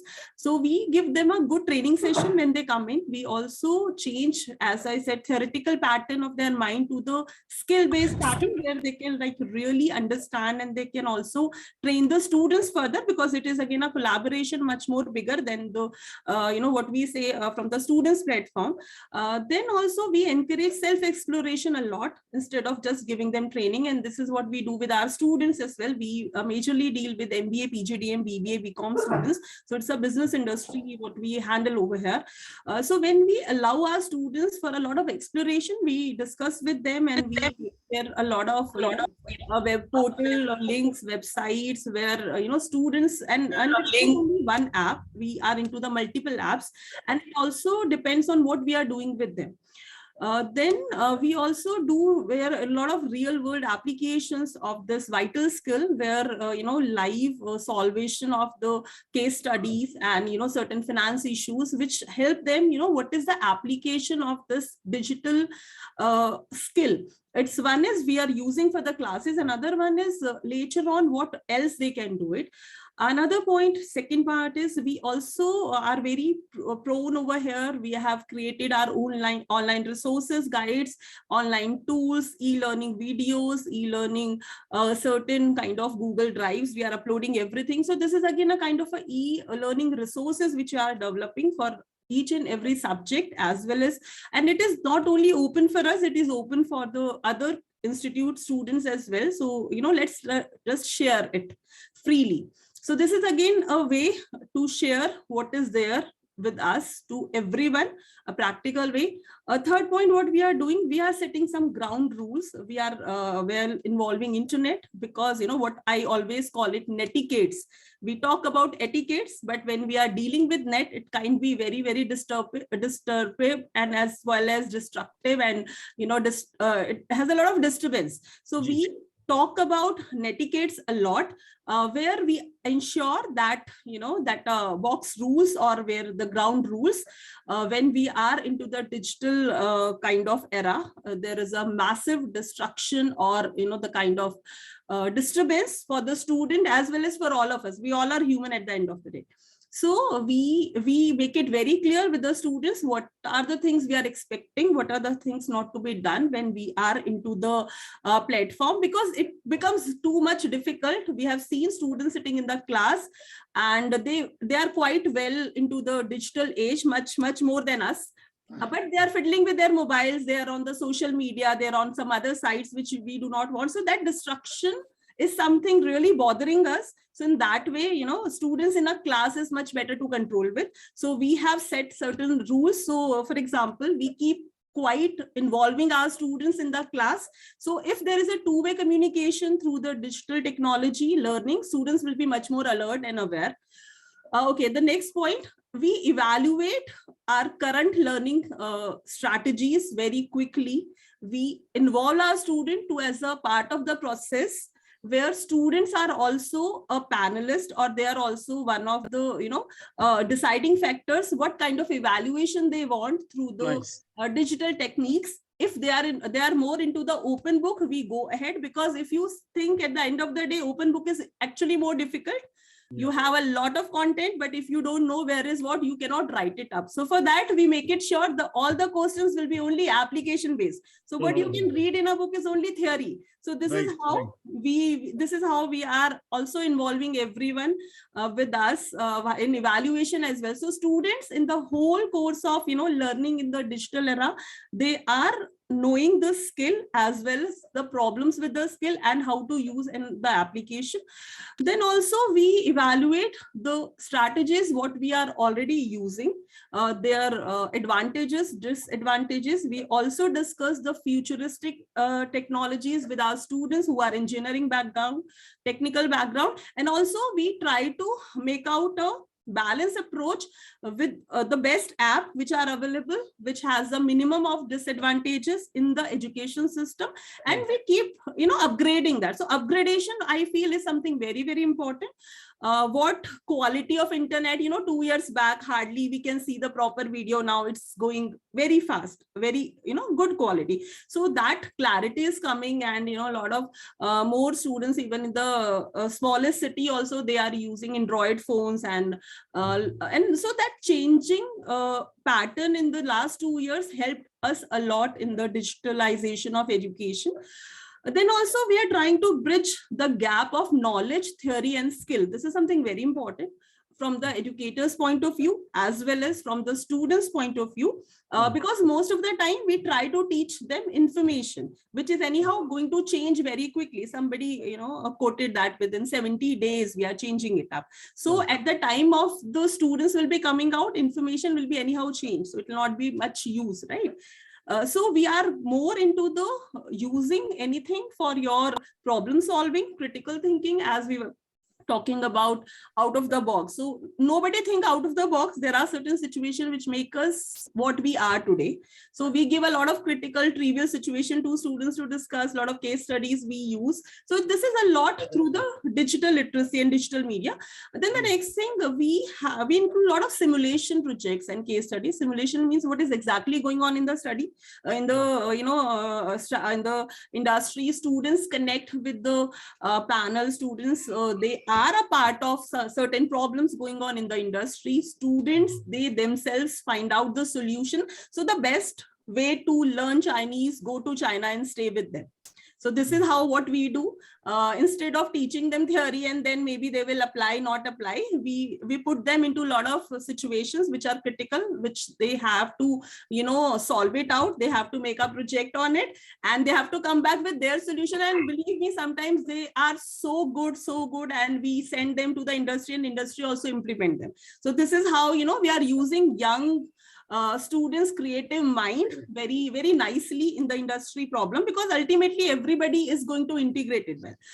Then another point, we encourage a lot of learners' content to be in the social media. So we encourage our students, you know, so the theory learning is less, more what they can contribute. So we tell them to prepare their own blogs. To a lot of students of ours, they have their own websites, blog sites, micro blogging they do. So this is again a way to, you know, contribute very wisely back to the social media in a very positive way, what we say dedicates. Then again, we host a lot of live events, you know, and our students, they become responsible for it. So when you are into the live event, you can really know how good or bad the use of, you know, skills or what we say, digital literacy, where what went wrong. Sometimes video is not working, sometimes audio is not working. So students are also very well aware. Instead of complaining to the authorities, it will not help. What you can do at that time. So, you have plan A, B, C, D. So this is how what we are doing practically. I have told you, and I hope really, it will add some insights to you. Thank you so much. Oh, lovely, Dr. Madhur. In fact, this was one of the very interesting, in a very simple language and way you told that what are the few factors, elements which is helping not only educators, academicians, but also students. Simulation, with the word simulation, I quickly can recall, we day before yesterday, had a very interesting session on healthcare industry. Likewise, we had invited the healthcare industry from Pan India. There we had a Vice Chancellor of D.Y. Patil University. She was saying that this simulation, they have opened a simulation lab. And now the simulation lab is not only limited to their students and their faculty. It is open for all. Means the person or a faculty who is deprived of any infrastructure or financially weak institution, or maybe in a 3-tier city or a village, he is invited to use the simulation lab of a particular institute. So this way, we are opening the doors of engagement and opportunity of networking and collaboration, which will definitely help not only an institute, but overall a large perspective of an education community, what I feel. Thank you. Thank you. And ma'am, open book learning or maybe open book examination, just of curiosity, मैं सबसे इस बारे में पूछना चाहूँगा, क्या ये गलत है or is it good? I'll share my experience. Professor Raghuveer, just 2 minutes. I have been myself a student of open learning, open examination, open book examination, and we implemented. I'll tell you both things, then you can come. Yes, the purpose is to apply knowledge, right? Now, my experience in management education was, let me tell you, in one of the universities where the Vice Chancellor pushed it because he wanted to push it, and I advised him, let's prepare the background. That is, train the faculty how to teach in the classroom, to prepare for open book, number one. Number two, prepare the faculty to develop the questions for open book. Both did not happen. So what was the result? Students carried books, faculty hardly gave anything worth applying, and they started copying from the books. Now question came of, evaluating. Right. Now what to do? The faculty was forced to pass them, and it continued for 2 semesters. I said, let's not do it.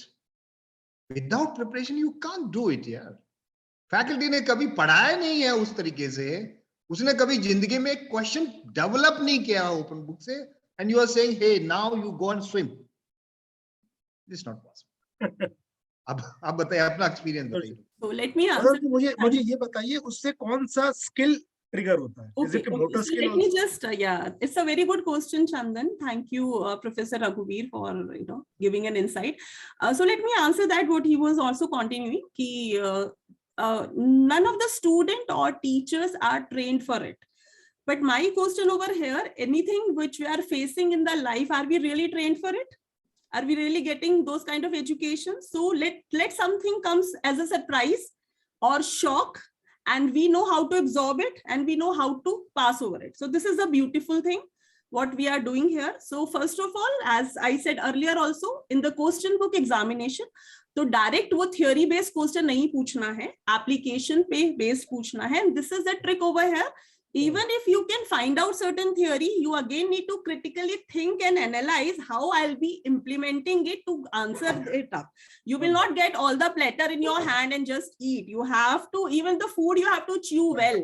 Right. So this is how you need to prepare. And as a head of an institution, in fact, too, this is my responsibility to develop and simulate that environment for my teachers as well as my students, to understand everything is not as easy in the life. You will not get ready-made answers in school, college, anywhere. We all know that. We are at this position. In the personal life, in the professional life, in the social life, things just come upon, and then we need to think. So an open book is also like that. You know the theory, you can read the theory, you have the resources, but also sometimes having the resources, it becomes so difficult how to use it. So this is how it is. So we are training students like that. And another thing I'll add over here, कि हर चीज हर किसी के लिए नहीं है, और हम हर किसी को हर चीज के लिए तैयार भी नहीं कर सकते हैं.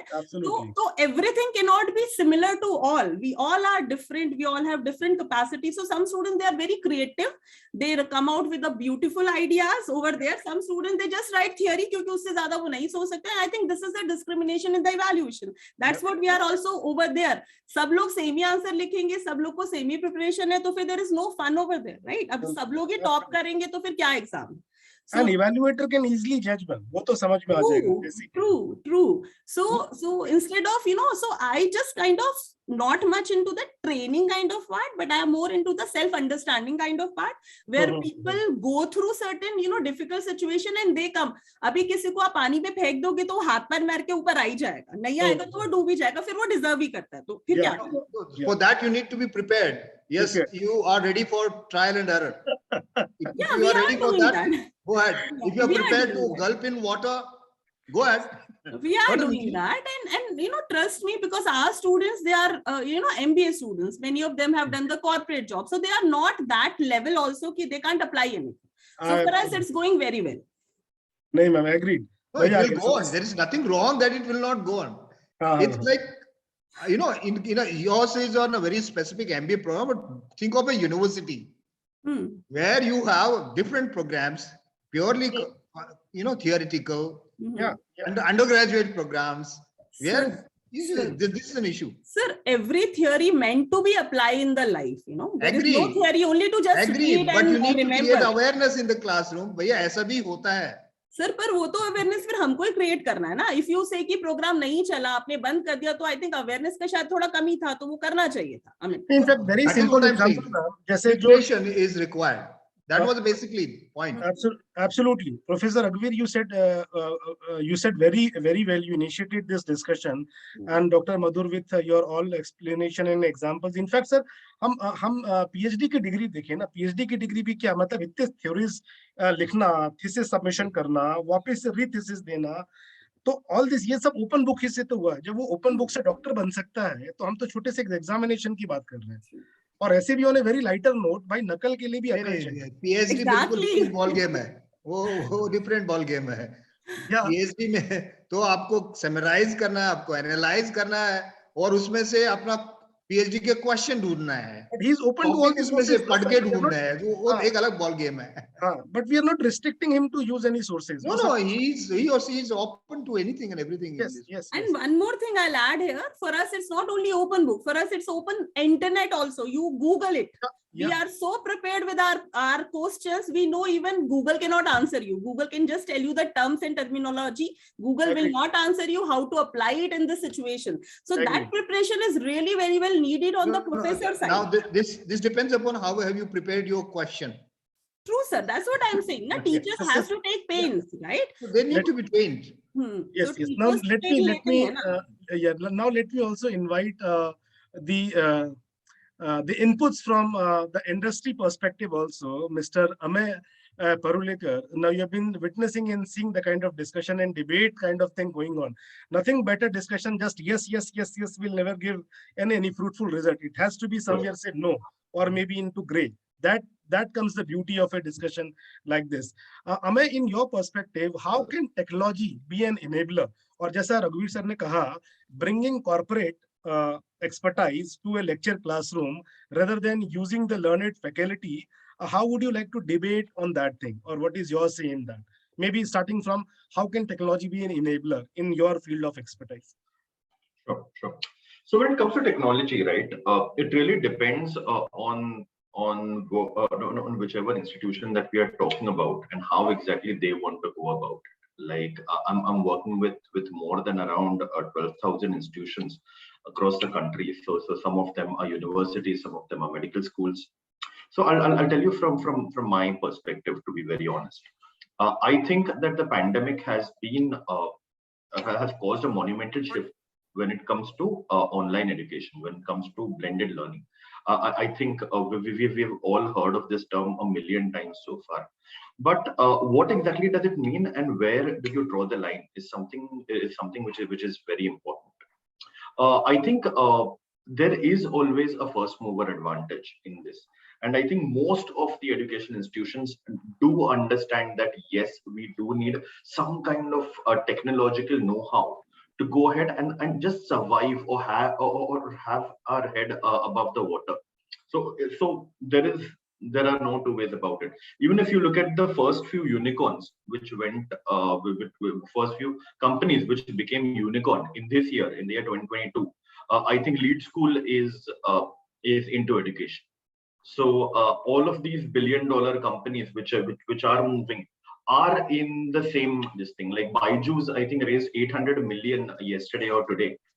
So it's fairly, so I think there is no doubting about the fact that there will be a monumental shift when it comes to digitization of education. Also, a good thing today is that we have great access to education, especially because of the internet and the kind of connectivity that we have today. Like when I was in school in the year 2001, if we would have been hit by the pandemic, we would have been helpless. Where with a lot of difficulty, we had probably Yahoo Messenger. Uske alawa aur kuch nahi tha. So had something like this happened during that time, we were in no position to go ahead and do anything. So I would say that probably whatever has happened, let's look at it as a glass half full, where we have been pushed towards the fact that technology is around us. Like even when I was in school, I was great at mathematics. I was wonderful at chemistry, but physics is something which I did not really understand. Simply because I can see chemistry around me. I can see mathematics, how that's working. But physics, I couldn't see momentum. I couldn't see energy. I couldn't see force. So that was always something which I never really understood. When we talk about biology, I can see everything that's around you, right? But physics, I never really understood that. I was super weak at it. Today, when I see the way in which illustrations are given about physics, how it works, how Newton's laws work, it makes a lot more sense today, because it's the same concept, it is the same study, but today I'm able to understand it a lot better than I could have ever understood it, purely because it's on a screen, it's well illustrated, everything is right in front of me. In fact, even when I was in school, we had 56 students in a batch, out of which we in a computer lab we had only 25 computers, I think. So half of the students used to qualify for computers. The other half, which were not the very smart ones, I was one of them, were in the cooking side. So being in a boys' school also, I was doing cooking. I did not get a chance to experience technology in my 8th, 9th and 10th, simply because there was a shortage of instruments itself. So that is where we come from. Along with that, I believe Professor Raghuveer Singh very well mentioned that when it comes to tech, it's fairly expensive, which is true. In the nascent stage, when you look at any kind of, even when you look at cell phones, when they just started, they were ridiculously expensive. Incoming was chargeable until I think 12, 15 years back. Today, that's not really the case, right? You can pay 400 or 300 rupees and the entire, you can make as many calls, you can be on calls all day. So technology, of course, it will keep getting cheaper, it will keep getting better, the spread will be a lot more. But now comes to the part as to what are the things that you are going to adopt, what are the things which you really need the most. Us at FinancePeer, we feel... Banana है तो अपने लिए बनाना. Ji sir. So us at FinancePeer, we feel being a tech startup, right? We have the extra responsibility of ensuring that we go the extra mile. So what we did was we ensured that all of the institutions, we give them an ERP, LMS solution, which is completely holistic. So it's not just one or two things. It takes care of admissions, academics, office, fees, feedback, placement, HR, hostel accommodation, library, everything. Everything is taken care as a part of our solution. That is something that we are offering to all of the colleges and universities free. With that, we are also going ahead and we are giving our plugins, wherein in case if a student has to make an online payment, you don't really need to pay 2% over all card payments and all of that. That can be taken care of by us. So these are a few extra things that we are trying to work out, because finance is something that we've been doing since the last 4 years anyway. So we have the extra responsibility that during this time we need to do a few things more. Along with this, we also have a teachers program, where now what we feel is that a teacher's education is not really limited to a classroom anymore. She's giving great information. Why not go ahead and create content out of it? So what we are doing is we're giving the teachers the opportunity to create their own content, their own teaching methods, and they can go and they can upload it on a platform which will be viewed by students across the world, and they will be monetized for that as well. So that is one thing that we are trying to do to ensure that teacher, and also we are also more than happy to train the teachers as to how to use this technology, how to create your own content, which is something which has been missing. And we spoke about, I think Mr. Bakshi spoke about that we need to go and we need to start teaching our teachers on how to use technology to the fullest. So I believe these are one of the things that we are doing. Along with that, we also launched a program called Finance Peer Infinity, wherein so we understand there are two aspects of online education. One is consumption and the other is delivery. So delivery is what I spoke about right now, with wherein teachers can create content, they can go and they can upload it, and students can consume it. Now, when it comes to consumption, there are so many players in the market today. I believe most of the VCs over here would be getting emails every day from someone or the other saying that, hey, we have this content ready, we have this online stuff which is available for your institute. So what we've done is we've compiled the best in the business and we've put them together in one platform, which is the Ed Infinity. So you can just go to that platform, and whatever fee that a student is paying, they get 10% of it as cashback. They can use that to go ahead and upskill themselves with these courses. There are plenty of free education as well, a lot of free courses that we have, some from Khan Academy and a couple from others as well, where you can go and you can go ahead and you can upskill yourself. So basically, in a nutshell, us being a edtech startup, we feel we are going ahead and we are being not just another financial player anymore. We are trying to go ahead and contribute as much as possible to the education space. And if anyone feels that there is something else that we can do, I'll be more than happy to take some feedback from you, or maybe help develop something specifically for you. I want to have yes, one sir. question for you. Yes, Professor Singh. Yeah, you said about ERP. That's right. I don't know how integrated or standalone these modules are. See, one question from you, right? I want to seek an information about students who are hostlers as well as non-hostlers, those who pay fee in time and some pay late, correct, and students who engage in extracurricular activities and do not engage in extracurricular activity. I want to know how's their placement and academic performance. Can I get this information from ERP? Oh, absolutely. Absolutely. No, I haven't got yet. So in fact, so my ERP person says, sir, you have to collect information from there, you have to collect information from there, and you analyze it.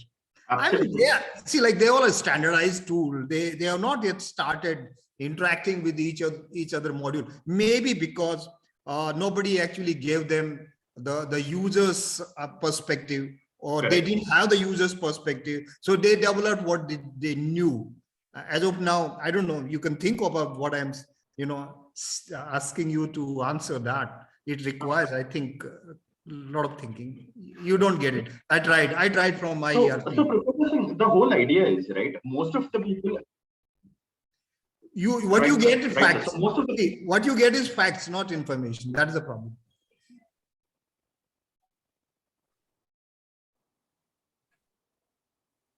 So most of the people, right, of all of the ERPs which have been developed, most of them have been evolving a little bit. Some of them, they have active plugins where you can go ahead and you can have different products going ahead and seamlessly working together. That is one of the things. But then you have to rely on API. I don't really want to get very technical, but you have to rely on a lot of APIs to make sure that every single program is communicating with each other very well. Like you said, hostel and admissions need to coordinate with each other to make sure that the fees are on time, if they've come in or not. But ours is one platform, so there is no plugins, nothing. because of our experience of working with so many institutions, we have the forte to know, okay, yeah, these are the things which are going to be the requirement. And that's how we've gone and that's how we've built the entire program. So just try to seek this information. If you can get, it will be great. Surely, sir. Surely, sir. I'll directly get in touch with you for this. Yeah, thank you. All right. Ame, one question from me as well. Yes, Dr. I'm just really listening very engrossly, whatever you were saying, and I'm learning a lot. Thank you for that. So what is the trend, if because I'm from Delhi, spent a fair time in Mumbai and came to Bangalore, but what is the trend in tier 3, 4 types of cities, getting these ERPs into their education system? So if you can talk about, because that is the real India we would like to reach now. Other cities are already, they have been kind of using technology or what we say digital literacy. So what are you doing, especially the villages? Still, a lot more people are in village and they are the one who really required these kind of technology. So any kind of, your hand holding with some NGOs or what are you doing for those who cannot pay? Those who can pay, they are making the business, right? So anything for them. So in fact, that is precisely the reason why we came up with our own ERP program, is because as far as the financing is concerned, we are strictly governed by the RBI. So although I want to give away a loan to someone who does not have a very good credit history, I can't, because the RBI does not allow me to. They have certain restrictions to ensure that there are not a lot of defaults in the market. So that is the reason why our hands were tied. We can't really do much in that scope. So what we did was we acquired a tech company which gives ERPs to institutions on bandwidth which is as low as even your mobile connectivity. So even on a 3G data, these ERPs can function. And that's how we went and that's how we developed these programs, thinking about the fact that there's a bandwidth issue in all tier 3 cities of the country. So I work very strongly in places like Dehradun, which is in the hills, but still the network, whatever limited network that they get, still it can function exceptionally well. I'm working in cities like Burhanpur, where you'll be amazed by the kind of education institutions, some of them that we have there. So I really don't think it's as big a problem as far as bandwidth is concerned. There's a good chance that I may not be able to help with the fee financing because of the governance from the RBI, but everything else, I'm more than happy to open up my arms and help them with it. Thank you. Great. So now we move towards the end of the session. Shahaki, I don't want to finish this up because it has been so interesting, so engaging. 1 hour justice is not really, I can feel that. So, but again, It 2 hours, not 1. 2 hours with intro and all. Yeah, it has been roughly 2 hours, and we are still continuing to extend it a bit more. But with this, now let me just do the honors. Backend team, can we please? We want to honor you, sir. We want to felicitate you with a small token of appreciation by presenting you a certificate for the contribution of work which you are doing in the industry, and what impact are you bringing by becoming speakers in forums like this. It definitely means a lot for the people who are listening you. Can we please have the honors here? Thank you. Thank you. The certificate is to Professor Raghuveer Singh, the Vice Chancellor at Adacom University. Thank you so much, sir, for joining us. Pleasure.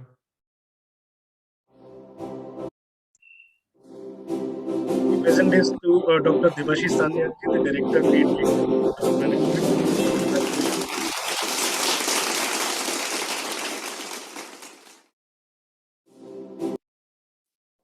The certificate goes to Dr. Prashanjit Kumar, Vice Chancellor, Noida International University. Congratulations. Thanks for joining.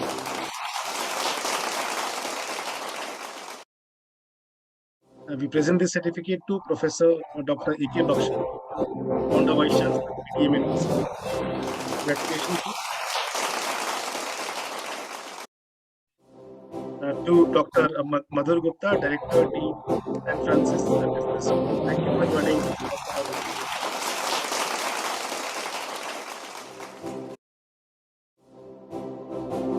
Present a certificate of appreciation to Amir Parulekar, Head of Business Development. Thank you, Amir. This has been Amay's idea and FinanceP's idea, because of which they thought that Adacom could be one such organization who could help them in getting this kind of engagement, and we are very glad and we are very honored, so that we are trying to go up and make up such kind of forums and inviting you again and again. So at Adacom Media Group, I would just say that we aim to become India's leading and most desirable media houses and media voice by enriching community with the ecosystem of knowledge sharing platform, information and news. Whatever good deeds you are doing, in any launches you have, any appreciation have you got, any event, a small event or a big event you want to do, please consider Adacom as one of your community partners or a media partner. Believe me, we'll do wonders in implementing, in amplifying the reach, and through whatever digital sources or the editorial sources, we'll do the post publicity, pre-publicity, and give you a wider reach of the community, so that maximum people engage with your events and could see that what good work you are doing in your respective fields.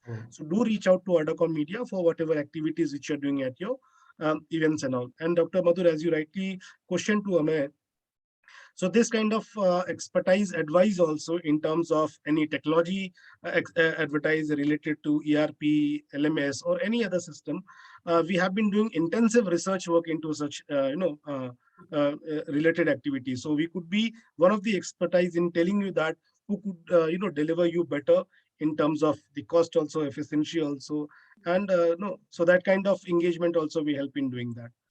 So with this now, I will just say that please stay tuned. These are the upcoming events. So likewise, the third event with FinancePeer, we are coming up on 30th of March. We'll be focusing on how can blended learning change the dynamics of teacher-student relationship. This is again on the higher education, skill education, and technical education. On 12th of April, we'll be focusing on how innovation and financing partnership will help reduce the urban-rural upheavals in education through easier financing. This is focusing on preschool education and school education, where we are inviting the schools, boarding school, CBSE, ICSE schools from Pan-India. Likewise, 26th April is again focusing on school education and preschool education, inviting boarding school, CBSE and ICSE school. In that, we'll be focusing on in what ways AI and ML and student-centric technologies are enabling institutions to track, access, and record the teaching learning progress.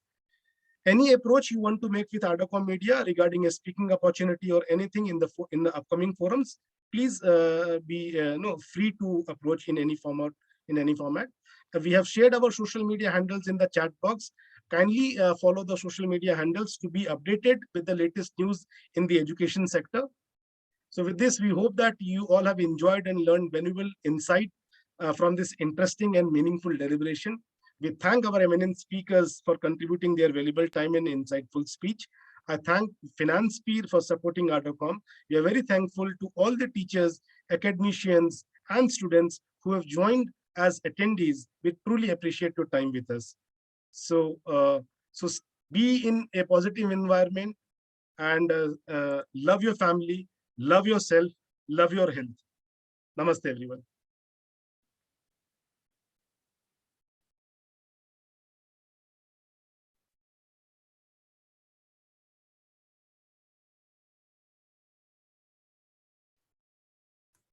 Thank you. Thank you, sir.